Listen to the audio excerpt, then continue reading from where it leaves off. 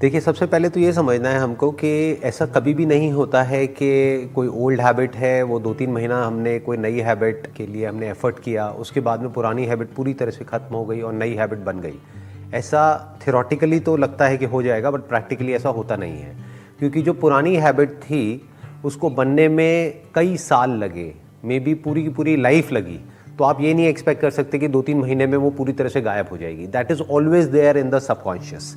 अभी आप कॉन्शियसली 3 महीने तक कोशिश कर रहे हैं अपनी एक नई हैबिट बनाने की, लेकिन जैसे ही आपकी कॉन्शियसनेस वहाँ से हटेगी, मान लो आपकी कॉन्शियसनेस में कुछ और आ जाएगा, अभी कोई प्रॉब्लम चल रही है लाइफ में, उस तरफ ध्यान चला जाएगा, या फिर मे बी प्रोफेशनल लाइफ में या पर्सनल लाइफ में कुछ भी कोई ऐसा थॉट आ जाएगा जहाँ से कि आपका ध्यान वहाँ से हटेगा, तो आप वापस से अपने वही पुराने पैटर्न पे चले जाओगे।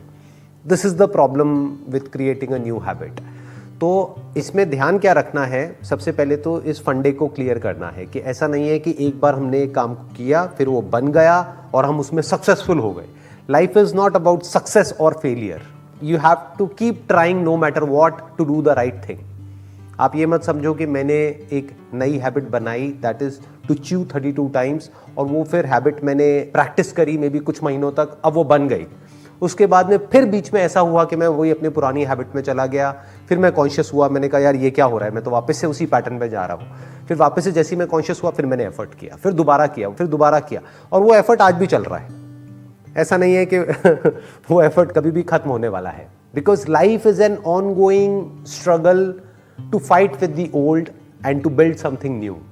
This struggle will always be there. तो जैसे ही हमको ये क्लियर हो जाता है, तो अब हमारे अंदर रिग्रेट नहीं होगा।